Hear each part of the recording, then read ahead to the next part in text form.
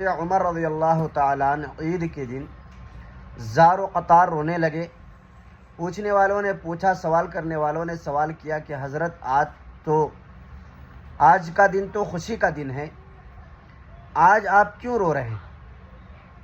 हज़रत उमर रज़ियल्लाहु ताला ने फरमाया कि हाज़ल यौम ईद व हाकज़ा हाज़ल यौम वईद, कि आज का दिन खुशी का दिन भी है और आज का दिन गम का दिन भी है।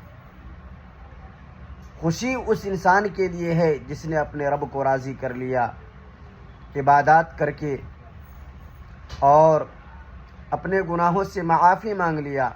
लेकिन आज का दिन वईद का दिन इसलिए है कि जिसने अपने रब को राज़ी नहीं किया, उसके लिए आज का दिन खुशी का दिन नहीं बल्कि गम का दिन।